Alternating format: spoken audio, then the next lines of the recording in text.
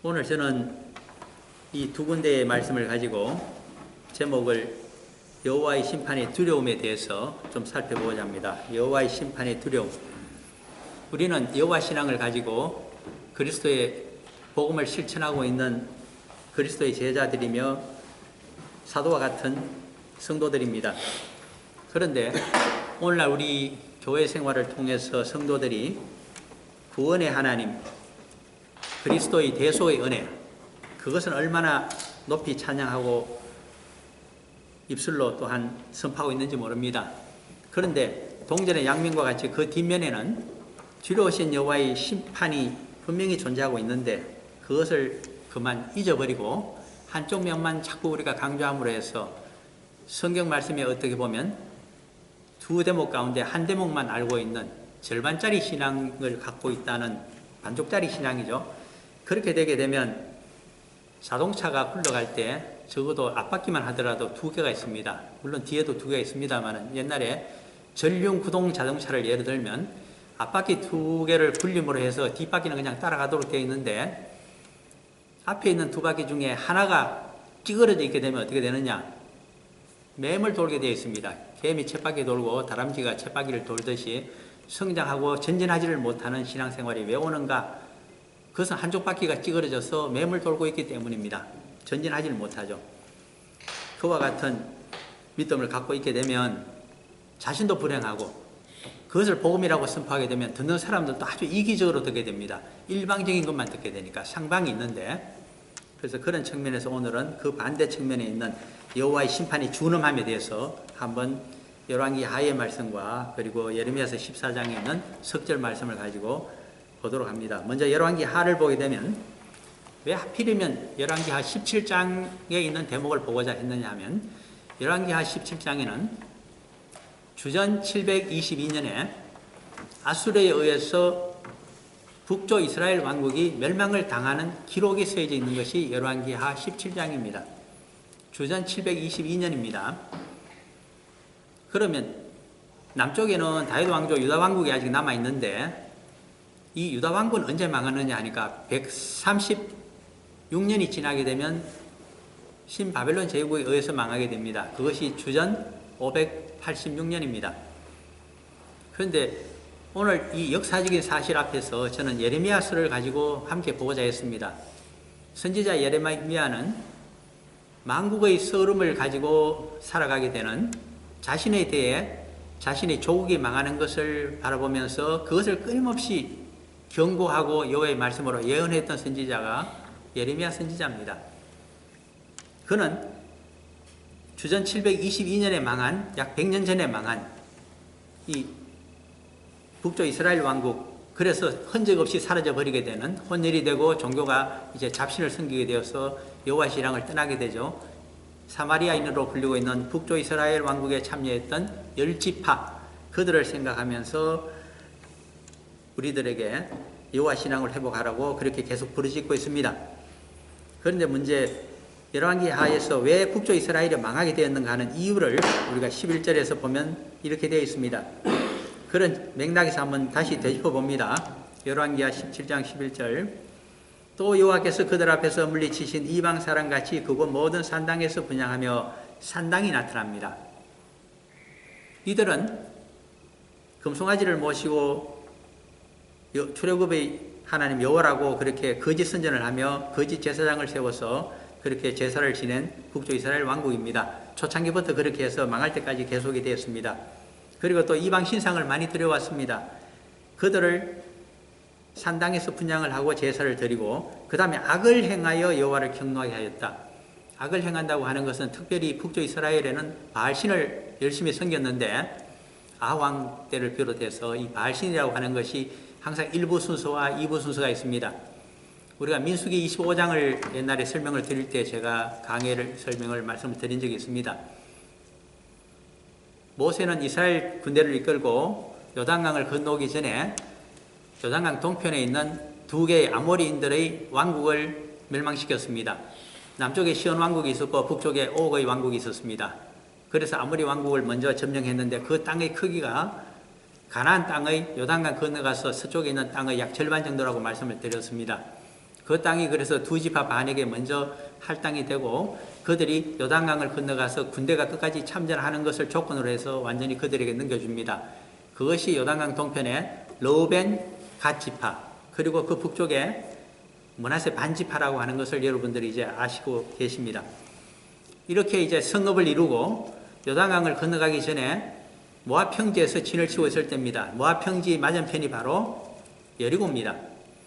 그때 거짓 선지자 발람이 어떻게 하면 저 이스라엘 자손들을 하나님의 손으로 저주를 받고 멸망시킬 수 있을까를 생각해서 하나의 꾀를 내었습니다. 그것이 미인계였습니다. 그래서 그것을 미디안 족속에 가서 왕들과 그쪽의 제사장들에게 일러줬습니다. 그 결과 그들이 그것을 실행했습니다. 미인계를. 그래서 미디안에서 가장 재색을 겸비했던 왕의 딸인 공주가 먼저 침투를 합니다. 그래서 이스라엘의 가장 젊은 지파 가운데서 아주 실력이 있는 자의 애첩이 되어가지고는 그 공작을 하겠습니다. 그 공작의 내용이 바로 많은 미디안 아름다운 여인들을, 처녀들을 동원해서 진중에 있는 이스라엘 장령들을 유혹하는 것입니다. 그래서 유혹하여 약 10리 남쪽에 있는 볼산으로 올라가서 거기서 바알신에게 일부 순서로 제사를 분향을 드리고 2부 순서가 바로 자신들이 모압 여인들이 여사제가 되어서 바알의 여사제가 되어서 거기에 바알신을 섬기는 제사에 참여했던 모든 남자들과 관계를 맺는 것입니다. 성적인 타락이 그렇게 종교적으로 되어 있는 것이 바알 섬김의 2부 순서였습니다. 육체의 향연을 그렇게 즐겼기 때문에 그만 이스라엘 군대가 무너지기를 시작합니다. 여호와 신앙을 떠나서 바알신을 섬기면 이렇게 재미를 볼 수 있고 인생의 낙을 누릴 수가 있는데 왜 우리가 여호와의 종이 되어서 여호와의 명령대로 살아가야 되는가? 왜 그렇게 힘든 삶을 종교 신앙생활을 해야 되는가? 그래서 전부 떠나버리게 되는 문제가 발생하게 됩니다. 그것을 치료한 것이 민수기 25장의 내용이고 그리고 31장의 미디안 5족속을 원정군을 보내어서 전부 처벌하게 되는 내용으로 민수기가 적혀져 있습니다. 그 내용을 이해하시면서 오늘 열왕기하 17장 11절을 들여다보셔야 됩니다. 그런 깊은 내용을 모르고 들여다보시면 이게 무슨 말인가를 정확히 적나라하게 모르시기 때문입니다. 또 여호와께서 그들 앞에서 물리치신 이방 사람들 같이 선민 이스라엘이 젖과 꿀이 흐르는 가나안 땅에 들어올 수 있었던 것은 그 땅에 살고 있었던 가나안 원주민들, 특히 아모리 족속들을 비롯해서 그들이 이 바알신과 같은 신을 섬기면서 인신제사도 드리고 그리고 자신들이 창조주 여호와를 모르고 이 세상의 주인이 되어서 육신적인 정욕과 세상적인 탐욕에 젖어서 살아갔기 때문입니다. 그러한 소원을 빌기 위해서 일방적인 소원을 들어주는 이방 신상과 우상들을 세우고 섬겼기 때문입니다. 그래서 그 땅에서 쫓겨났습니다. 그것이 바로 여호시아의 시대입니다. 그런데 세월이 지나자 가나안 땅을 기업으로 얻었던 이 이스라엘 12지파가 똑같은 죄악을 범했는데 먼저 북쪽에서 더 심했습니다. 그것이 북쪽에 참여한 이스라엘 왕국이 망하고 이스라엘 10지파가 흔적도 없이 사라지게 되는 내용을 설명합니다. 11절 다시 봅니다. 또 여호와께서 그들 앞에서 물리치신 이방 사람같이 이방 선민이 이방 사람처럼 변하고 말았다. 같은 타락을 동일한 범죄를 했다는 뜻입니다. 그곳 모든 산당에서 분향하며 또 악을 행하여 여호와를 경노하게 하였으니 이해가 되실 겁니다. 12절 한 번 더 반복합니다. 또 우상을 숨겼으니 이는 여호와께서 그들에게 행하지 말라고 말씀하신 일이라. 가나안 땅에 들어가게 되면 반드시 우상을 철거하고 일체 이방인의 풍습을 따르지 말라. 여호와의 십계명과 같은 말씀인데 계명을 그대로 어겨버렸습니다. 그래서 똑같은 잘못에 대해서는 항상 공의에 의해서 공정하게 똑같이 처벌하시는 여호와 하나님이십니다. 그래서 우리가 기억을 해야 됩니다. 여호와의 분노 앞에 선민이 어디 있으며 이방인이 어디 있습니까? 동일합니다. 동일한 피조물입니다. 특혜가 사라지고 말게 됩니다. 교회 잘 다녔다고 해서 교회 바깥에 있었다고 해서 똑같은 범죄를 했을 경우에는 누구는 특혜를 주고 누구는 불이익을 줍니까? 누구는 여당이라고 해서 편을 봐주고 누구는 야당이라고 해서 더 강하게 처벌합니까? 그것이 아닙니다. 동일한 범죄에 대해서는 동일하게 공정하게 처벌하신다. 그것이 여호와 하나님의 모든 피조물을 대하는 심판의 공의성이라고 볼 수가 있습니다. 13절입니다. 여호와께서 각 선지자와 각 선견자를 통하여 이스라엘과 유다에게 지정하여 이르시기를 중요한 단어가 두 개 나옵니다. 우리는 성경 공부를 많이 했다고 하면서 선지자에 대해서는 잘 압니다. 그러나 선견자에 대해서는 또 모릅니다. 비슷한 말이지만 좀 틀립니다. 선지자는 여호와 하나님의 말씀을 깊이 들여다보고 전체적인 맥락을 알아서 그 여호와 하나님의 말씀의 이치를 알므로 해서 이 말씀대로 미래가 역사가 승리된다는 것을 알게 되기 때문에 먼저 미래를 알기 때문에 선지자라는 말을 사용합니다. 이것은 말씀을 통해서 미래를 비추어서 깨닫게 되는 것이 선지자입니다. 그러나 영적으로 충만한 은혜 가운데 들어가게 되면 영이라고 하는 것은 하나님 영 안에서 있게 되면 시공간이 사라집니다. 과거, 현재, 미래가 한눈에 통찰적으로 보이기를 시작합니다. 그럴 때 미래를 자기 눈앞에 환상처럼 보게 됩니다. 그것이 선견자입니다. 그래서 볼견자를 써놨습니다. 선지자가 좋은 것일까요? 선견자가 좋은 것일까요? 이 질문은 쉬운 것 같지만 굉장히 엄격한 질문입니다. 왜 그럴까요? 오늘날 말씀을 통해서 마치 사유과학이나 과학을 하게 되면 사유과학은 본래 사람들의 행태를 다루는 겁니다. 본래 심리를 다뤄야 되는데 개인의 심리를 다루지 않습니까? 심리는 과학적으로 시험하기가 어렵습니다. 그래서 심리학이 굉장히 발전이 더딥니다만은 그래서 심리학이 어렵기 때문에 개인에 대한 것을 다루지 않고 드러나고 있는 사람의 행태, 비헤이비를 다루는 것이 사유과학입니다. 오늘날에. 그리고 사람의 심리는 심리 분석학으로 넘겨놨습니다. 사람의 행태 중에도 개인의 행태는 또 어렵습니다. 다루기가. 어떨 때 시어리가 가능해지느냐 하니까 사회과학적인 테스트가 가능해지느냐 하니까 집단 이론을 가지고 집단의 비헤이비를 행태를 다룰 때 비로소 하나의 시어리가 탄생하게 됩니다. 그것이 사회과학적인 연구 방법론입니다. 이렇게 사회과학적인 방법으로 사람들의 행태를 쭉 다루게 되게 되면 우리가 시어리를 가지고 현실을 진단하게 되고 이렇게 행동을 계속하다가는 이 민족이, 이 집단이 망하겠구나, 흥하겠구나 하는 것을 비로소 통계학적으로 보게 됩니다. 그래서 사회과학자들이 미래를 예측하고 또 자신들의 미래관을 얘기하기도 합니다. 마찬가지입니다. 하나님의 말씀 가운데 이 세상을 보시는 하나님의 통찰력이 들어있습니다. 그러므로 그 말씀에 비춰서 보면 그 역사 섭리 가운데 미래가 보이기를 시작합니다. 그것이 선지자 아니겠습니까? 그래서 말씀을 많이 안 했고 깊이 묵상하는 자에게는 미래를 어느 정도 예지하는 능력이 들어가기 때문에 선지자 활동을 할 수가 있습니다. 물론 그 말씀은 하나님이 깨달음으로 주셔야 됩니다. 또 하나 있습니다. 말씀은 별로 모르고 한데도 깊은 영성생활을 통해서 하나님이 주시는 영광 가운데 미래를 볼 수 있는 눈을 가지신 분이 들어 계십니다. 선견자들입니다. 하나님의 지혜로 봅니다. 미래를. 그런데 하나 주의하셔야 될 것은 하나님은 그렇다면 모든 사람들을 다 선견자로 만들어버렸으면 믿음 생활하기 얼마나 편할까요? 그러나 그것이 아닙니다. 믿음 생활은, 신앙 생활은 공동체적인 것입니다. 우리가 흔히 교회 안 나가는, 못 나가, 가난한 성도라고 하는 것은 별로 큰 볼 일이 없습니다. 자기 혼자서 아무리 개인적인 신앙을 잘해봐야 그것을 잘못하게 되면 하나님의 영을 직통계시로 받게 되어서 그것을 정말 하나님의 뜻인지 아닌지를 비교 대비할 수 있는 능력이 사라지기 때문입니다. 그러면 어떻게 해야 됩니까? 올바른 신앙은 반드시 공동체 내에서 무엇을 가지고 이루어지느냐 하니까 성경 말씀을 갖고 이루어집니다. 두 군데에 비춰야 됩니다. 자신이 받은 영감과 깨달음이 올바른 것인지 첫째, 성경 말씀에 비춰야 됩니다. 두 번째는 공동체적인 것이기 때문에 공동체의 신앙 고백에 또 비춰야 됩니다. 그래서 중요합니다. 그래서 흔히 신학을 하게 되면 신학에 7마디가 있는데, 토막이 있는데 그 중에 중요한 것이 이 말씀이 하나 들어가고 그리고 교회의 전통이라는 것이 또 중요합니다. 또 이렇게 비추어야 되는 것입니다. 그러므로 선지자가 중요하냐, 선견자가 중요하냐? 둘 다 중요합니다. 말씀도 중요하고 성령님이 깨달아주게 하는 영적인 직관도 필요합니다. 이 두 가지가 새로운 예배의 방법입니다. 어디 나와 있을까요? 수가성의 여인에게 요한복음 4장에서 그리심 산에서도 말고 예루살렘 성전에서도 말고 다 무너져 버립니다.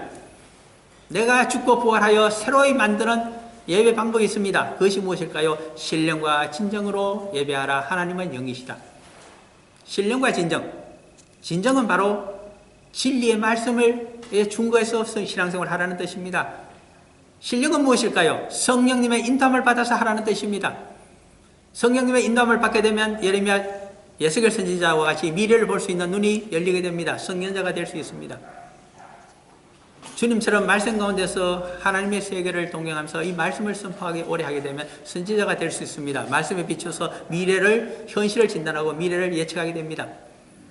그러므로 둘 다 필요합니다.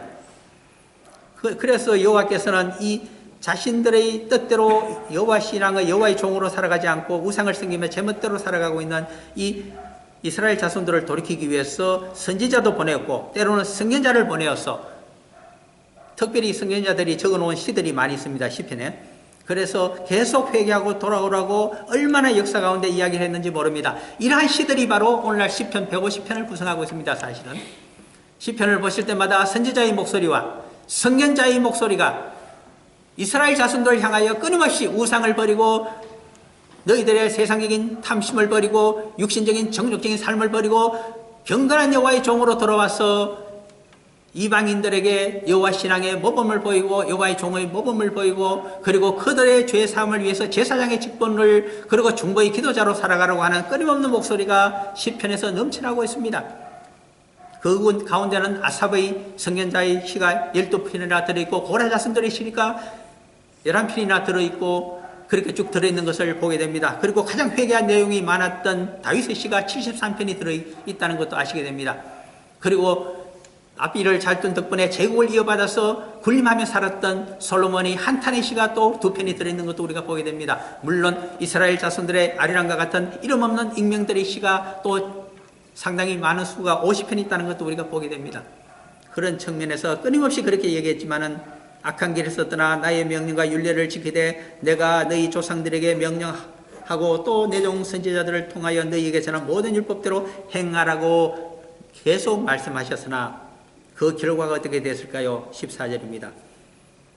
이스라엘 자손들이 듣지 아니하고 자신들의 목을 곧게 하기를 그들의 하나님 여호와를 믿지 아니하던 그들 조상들의 목에 같이 하여 출애굽 당시에 광야에서의 금송아지를 섬기던 그들의 조상들의 잘못을 지적하고 있습니다. 그때는 금송아지가 아론이 하나 만들었지만 북쪽 이스라엘에는 2개를 만들었습니다. 갑절의 잘못을 범했습니다. 하나는 남쪽 국경인 베델에 두고 베델은 예루살렘에서 19km 북쪽에 있는 땅입니다.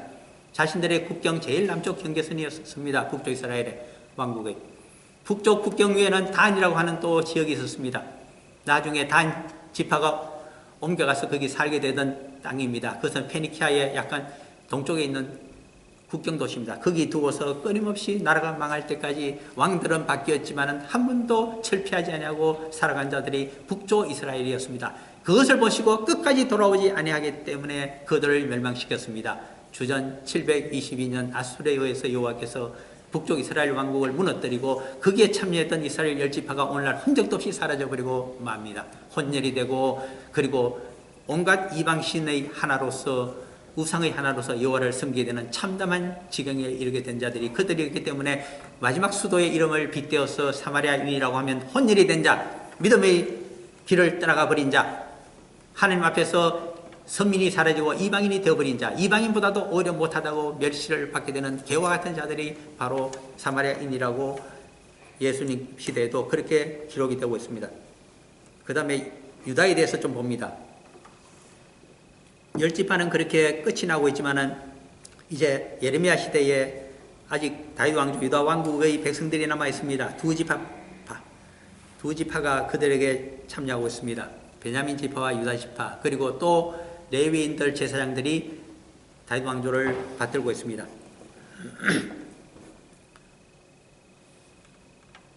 15절 다시 봅니다. 여호와의 율례와 여호와께서 그들의 조상들과 더불어 세우신 언약과 경계하신 말씀을 버리고 허무한 것을 뒤따라 허무하다고 하는 것은 우상을 섬겼다는 것입니다. 사람이 만든 것을 섬겼으니 피조물이 사람보다도 능력이 없는 허무한 것을 신인 줄 알고 섬겼기에 그들이 허망하며 또 여호와께서 명령하사 따르지 말라 하신 사방 이방 사람을 따라 두로와 시돈의 바알신도 도입하여 섬겼고 암몬의 몰렉신도 도입하여 섬겼고 모압의 또 바알을 또 도입하여 섬긴 사람들입니다. 그뿐입니까?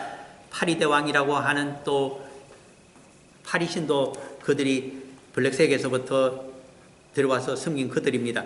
그래서 16절입니다. 그들의 하나님 여호와의 모든 명령을 버리고 자기들을 위하여 두 송아지 형상을 부어 만들고 그렇습니다. 이것은 단과 베델에 세워서 북쪽 이스라엘이 만들어 섬긴 겁니다. 또 아세라 목상을 만들고 바알 신의 부인신으로 아내신으로 만든 것이 아름다운 아세라 목상이었습니다. 이것이 페니키아 사람들의 선박에 실려서 조각품으로 예술품으로 유럽으로 건너가게 됨에 따라 비너스 신으로 변화했다는 것을 알게 됩니다. 다른 이름으로는 아스타로 여신이라고도 부릅니다.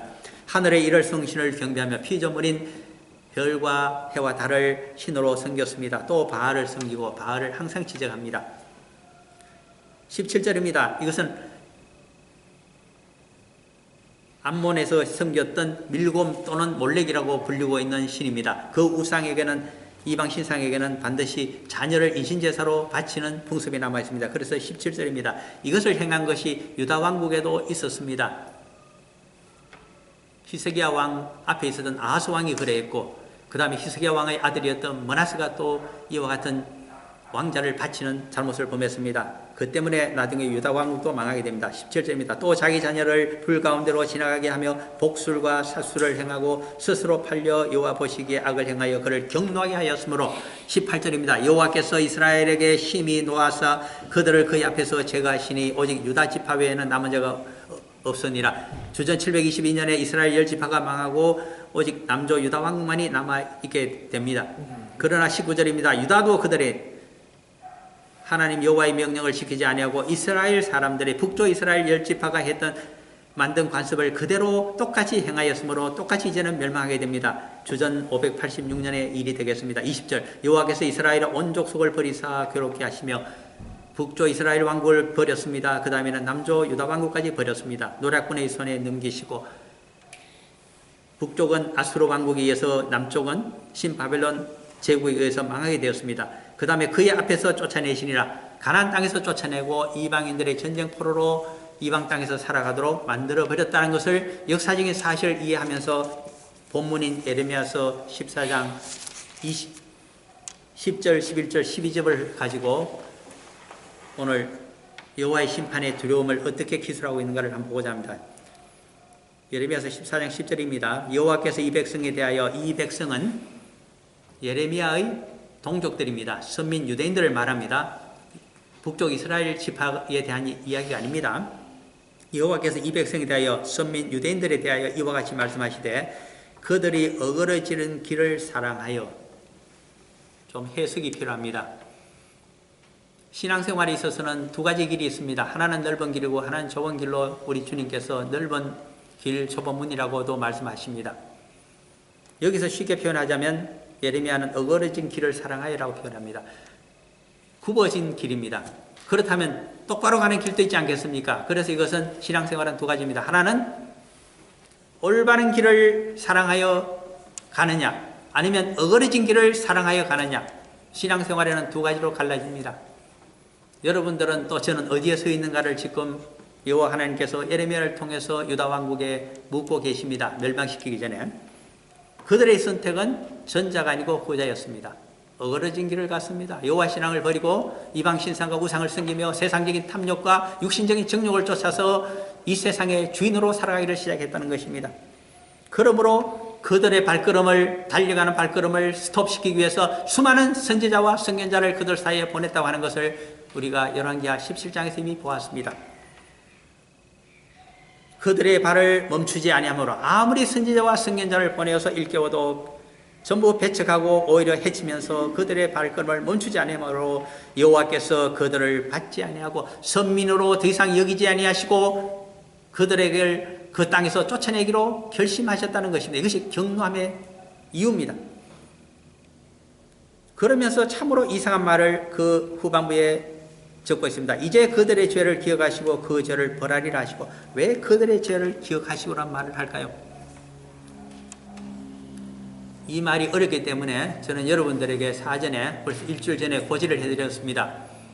오늘 설교의 요지가 무엇인가 하니까 선민 이스라엘 자손들에게 여호와 하나님께서 주신 두 가지 언약이 있다고 말씀을 드렸습니다. 그리고 또 플러스하여 선민의 특혜가 또 있다고 말씀드렸습니다. 우리는 신앙생활을 하면서 두 가지 언약이 있다는 사실을 잘 모르고 지나갈 때가 있습니다. 왜?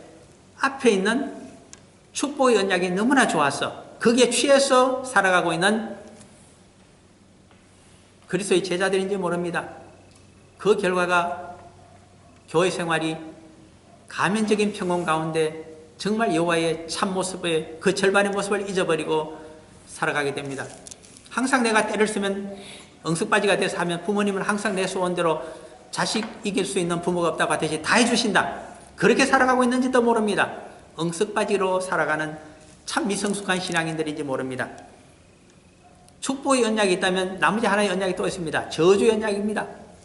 여호와 하나님은 두 가지 얼굴을 갖고 계십니다. 사랑과 구원의 하나님, 하나는 멸망과 심판과 저주의 하나님이 계십니다. 그래서 언약이 두 가지입니다.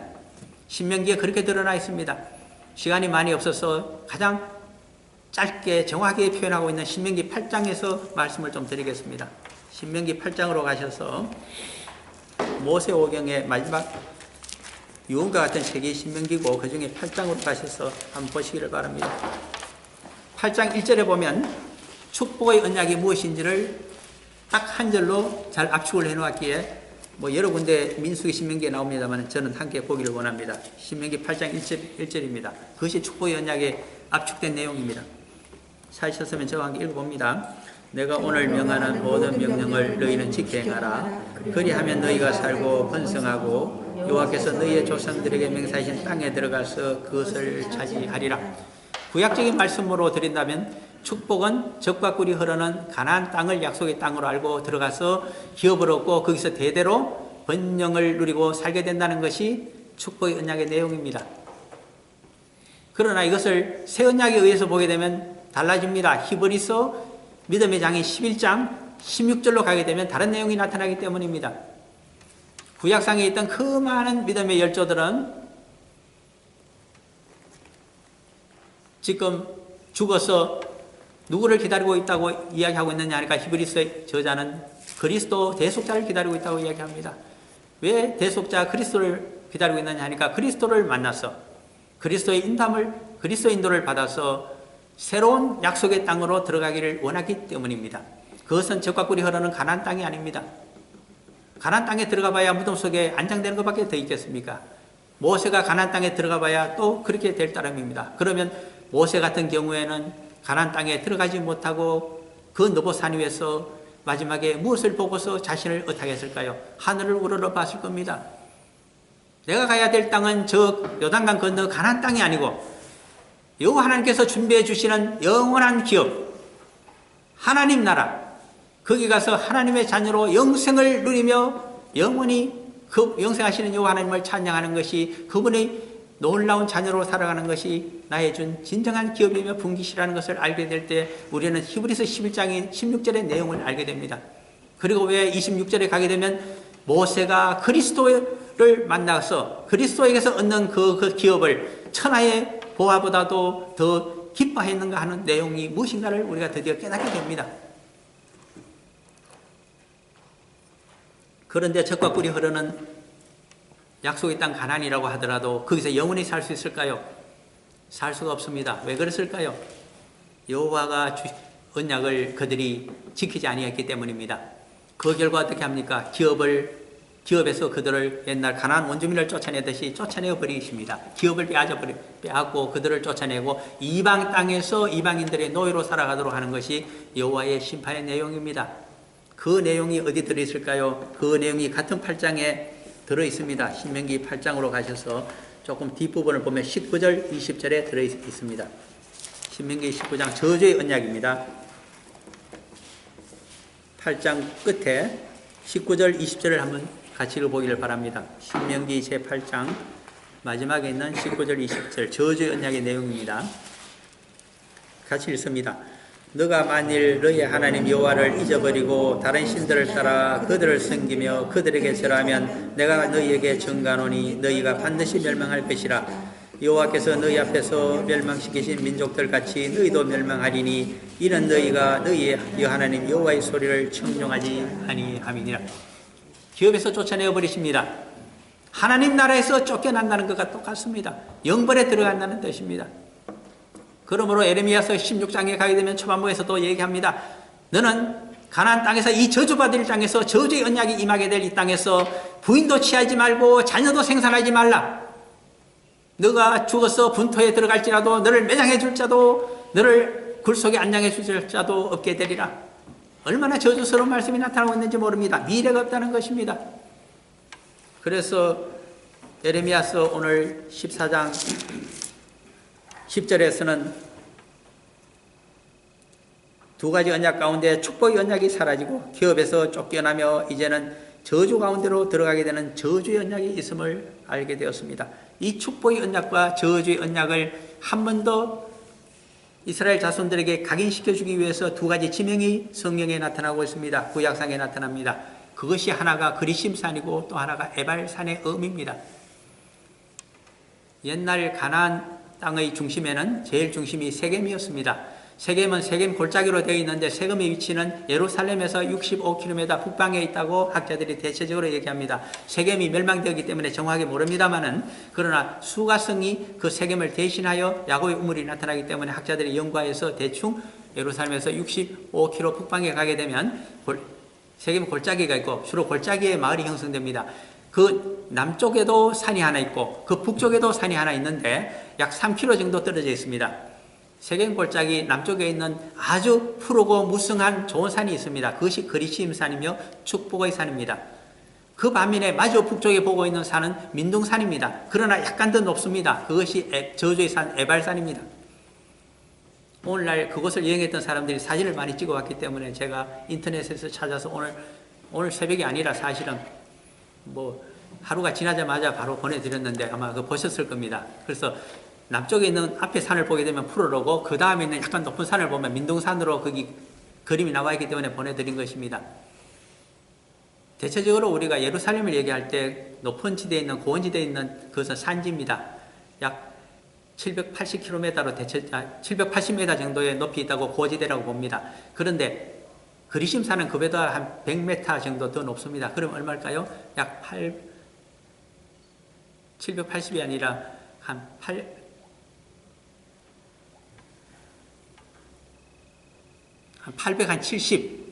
870m 정도로 대충 보는 것 같습니다. 학자들이. 그것보다 조금 더 맞은편에 있는 저주의 산 에발산이 더 높습니다.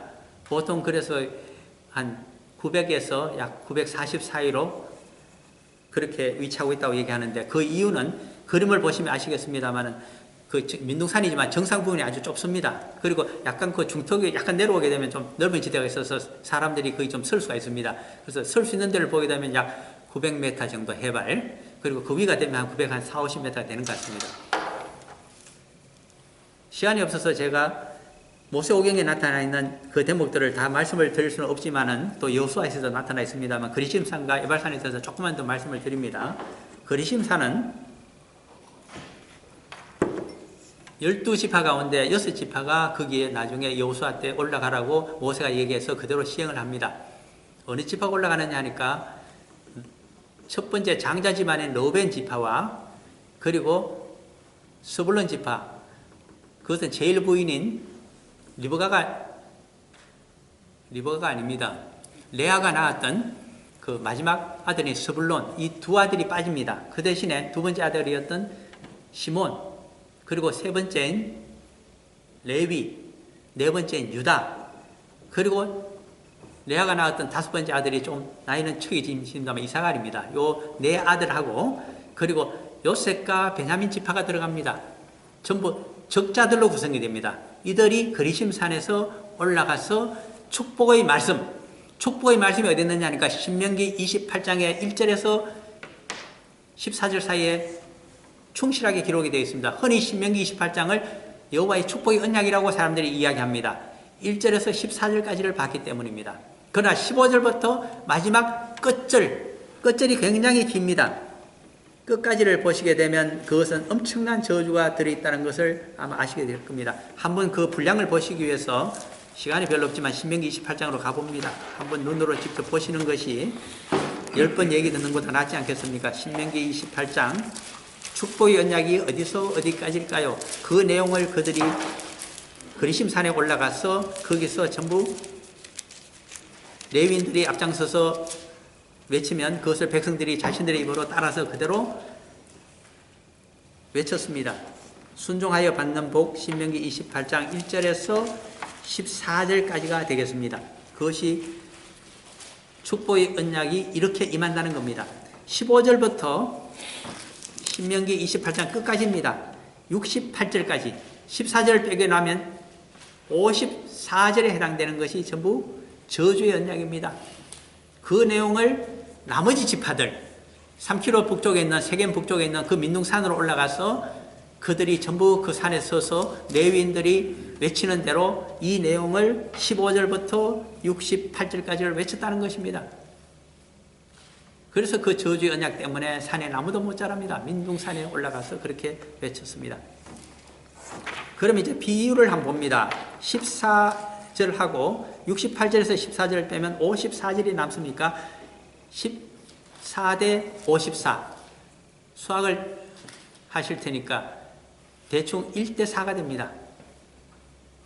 그 말은 5명이 가면 한 사람은 여호와의 말씀을 지켜서 축복을 받고 4사람은 저주를 받는다는 비율이 나타날 것입니다. 10명이 가면 한두 명은 축복에 들어가고 나머지 7, 8명은 저주 가운데 들어간다. 그렇게 넓은 길과 좁은 길은 비율적으로도 우리가 알 수가 있습니다. 그런데 하나 중요한 것은 나중에 구약을 보시게 되면 제단이 그리심산에 있을까요? 에발산에 있을까요? 이것도 퀴즈가 되겠습니다. 여러분 생각에는 여호와께 제사를 드리는 제단이 축복의 산인 그리심산에 있을까요? 저주를 하는 에발산에 있을까요? 1번 그리심산, 2번 에발산 어딜까요? 1번이라고 생각하시는 분 손 한번 들어보시겠습니까? 예. 그럼 2번 에발산에 제단이 있다. 예. 뭐 비슷한 수치가 나옵니다. 정답은 1번이 아니고 2번입니다. 예. 이건 중요한 내용이기 때문에 제가 이렇게 말씀드립니다. 여호와께 제사를 드리는 제단이 왜 축복의 산이 아니라 저주의 산에 있어야 될까요? 왜 그럴까요? 나는 의인을 부르러 온 것이 아니라 죄인을 부르러 왔노라. 복음적인 내용입니다. 죄인이기 때문에 죄를 사해달라고 제단이 필요하고 거기서 가장 중요한 제사가 속죄입니다. 속죄의 제사입니다. 그래서 제사장이 필요합니다. 우리는 제사장이 나라요. 제사장과 왕같은 제사장들입니다. 우리 성도들입니다. 왜 필요할까요? 우리가 죄인들이고 죄인들이기 때문에 일주일 동안 우리의 죄를 먼저 속하는 위임 제사를 드려야만 됩니다. 그 다음에 남들의 죄를 대신 속죄하는 제사를 드려야 될 책무가 우리들에게 주어져 있습니다. 우리 평생 해야 될 일입니다. 나를 위해서는 52주 가운데 딱 한 주를 사용하고 나머지 51주는 이방인들을 위해서 자신들이 죄인이도 모르는 그 사람들을 위해서 여호와의 말씀으로 죄인임을 가르쳐주고 속죄의 자리에 나와서 속죄의 제사를 드리도록 해줘야 되는 자들이 바로 우리들입니다. 그런데 오늘날의 교회가 우리가 그 일을 하고 있습니까? 선민들이 그 일을 하지 않았습니다. 이방인들에 가서 그들의 믿음의 조상인 아브라함처럼 여호와의 말씀을 전하고 여호와 신앙의 모범을 드리고 그리고 블레셋 땅 그랄 황제에게 가서는 어떻게 했습니까? 창세기 20장에 있습니다. 7절 말씀입니까? 그런 내가 세운 선지자이니 너희 집에 임하는 이 재앙을 모든 왕궁의 여자들의 태를 아기를 낳지 못하도록 여호와께서 막아버리셨습니다. 사라를 후궁으로 취해갔기 때문에 그가 기도해주면 다시 여자들이 태가 열리리라. 그렇지 않으면 왕가가 멸망하고 블레셋 왕조가 망한다는 것입니다. 그래서 할 수 없이 그랄 왕 아비멜렉이 가서 사정을 했습니다. 여호와의 선지자인 아브라함을 찾아가서 기도를 부탁했더니 그 기도를 들으시고 태를 열어주어서 다시 왕조가 살아나게 된 사실을 창세기 20장에 기록하고 있습니다. 그와 같이 아브라함처럼 살아가야 될 자들이 우리들입니다. 그것이 선지자이며 제사장입니다. 왜 한국도 어려운데 이방 땅에 가서 그렇게 복음을 전해야 되고 해야 될까요? 그래서 자꾸 복음을 전하지 않으려고 합니다. 그러나 그것이 아닙니다. 통일도 복음을 위해서 우리 한민족들에게 주어질 것입니다. 유라시아로 가는 대로도 통일을 위해서 실크로드도 열릴 것입니다. 복음을 떠나서는 우리 민족에 살 길이 없다는 것을 여호와의 심판의 두려움으로 그 옛날 서민 이스라엘에게 이야기하셨고 서민 유대인들에게 이야기해 준 것을 우리가 지금 본문 가운데 보고 있습니다. 그러므로 제단은 죄인들에게 필요한 것이며 죄인처럼 살아가는 자들에게 반드시 필요합니다.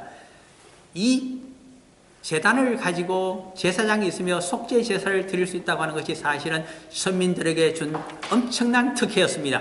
이방 민족들은 여호와 하나님께 제사를 드릴 수 있는 방법이 없었습니다. 그들의 죄를 창조주 여호와 앞에 속죄를 받을 수 있는 방법이 없다는 뜻입니다. 얼마나 그것이 두려운 심판인지 모릅니다. 가장 두려운 심판은 죄를 속죄할 방법이 없다는 것이 가장 두려운 심판입니다. 내가 상대방에게 잘못했는데 절대로 용서해 주지 않습니다. 하나님께 가서 기도해도 용서해 주지 않습니다. 속죄할 방법이 없습니다. 절망입니다. 그들의 자손도 대대로 절망 가운데 살아야 됩니다. 그것이 가장 두려운 것이 선민의 특혜가 사라져 버린다는 것입니다. 그러므로 무엇이 살아날까요? 그래서 오늘 본문 10절 가운데 이제 그들의 죄를 기억하시고입니다. 속죄의 제사를 받으면 1년에 한 번씩 대제사장의 속죄의 제사를 받고서 대사면령이 열립니다. 그것이 사라져버립니다. 서민의 특혜가 사라집니다. 성도의 특혜가 사라집니다. 그러므로 항상 여호와께서 그의 죄를 기억하시고 보응하시겠다는 것입니다. 그 죄를 벌하시리라. 가나안 땅에서 쫓아내고 기업을 빼앗아버리고 이방 땅에 노예로 살아가게 만들어버리리라. 고난 가운데 살아가게 할 것이다. 그것은 죄 가운데 살아가게 되면 그것이 바로 영벌입니다. 영원한 퍼니시먼트입니다. 그러므로 11절, 12절 무서운 두려운 여호와의 심판이 임하고 있습니다. 11절, 12절을 한번 살펴봐야 됩니다. 성도가 여호와께서 여호와의 종으로 살아가지 아니하고 그리스도의 복음을 이방 땅에 전하지 않으며 그 여호와 신앙의 모범을 보이지 아니하고 세상적인 탐욕과 육신적인 정욕을 쫓아서 살아가게 되면 11절, 12절이 응하게 됩니다. 11절 여호와께서 또 내게 이르시되 너는 이 백성을 위하여 복을 구하지 말라. 선지자 예레미야의 중보의 기도가 전혀 효과를 나타내지 못합니다. 내 동족을 용서하여 주십시오. 저들의 죄를 사하여 주십시오. 아무리 외쳐도 나는 귀를 닫고 더 이상 듣지 않겠다. 선민의 특혜 중에 특혜가, 성도의 특혜 중에 특혜가 주님의 이름으로 죄사함을 이 땅에서 풀면 하늘에서도 풀린다고 하는 열쇠, 천국의 열쇠까지 주었는데 열쇠로 아무리 열어도 열리지가 않습니다. 이것이 가장 두려운 처벌입니다. 여호와의 심판의 두려움이 여기 있습니다. 내가 선지자를, 선견자를 아무리 보내어도 회개하지 않고 돌아오기 때문에 내가 이제 지쳤노라. 너희들의 기업을 빼앗고 영원한 하나님의 나라에서도 내어 쫓아버리리라. 그러므로 중보의 기도가 이제는 필요 없게 된다는 뜻입니다. 얼마나 두렵습니까? 더 두려운 것이 있습니다. 12절입니다. 그들이 금식할지라도 내가 그 부르짖음을 듣지 아니하겠고 내가 죄인입니다. 내 죄를 용서해 주십시오 라고 아무리 외쳐도 이제는 주님이 그 소리를 듣지 않겠다고 하십니다. 번제와 소제를 드릴지라도 에발산에 있던 그것이 예루살렘 성전에도 그대로 번제단이 있습니다. 아무리 제사를 드려도 이제는 받지 아니하고 너희들을 멸망시켜버리리라. 그래서 칼과 기근과 전염병으로 내가 그들을 멸하리라. 대대로 멸하리라. 이 심판을 우리가 받지 아니하기를 간절히 소원합니다. 그러므로 모두가 영적인 지도자들부터 선지자부터 돌이켜야만 됩니다. 그러나 먼 미래를 바라봅니다. 먼 미래가 무엇일까요? 이 시기가 지나고 나면 우리의 모든 죄를 성전 제사가 아니라 에발산의 제단의 제사가 아니라 율법에 따른 제릇이 아니라 하나님의 의가 이 땅에 나타난다고 로마서에서 이야기합니다.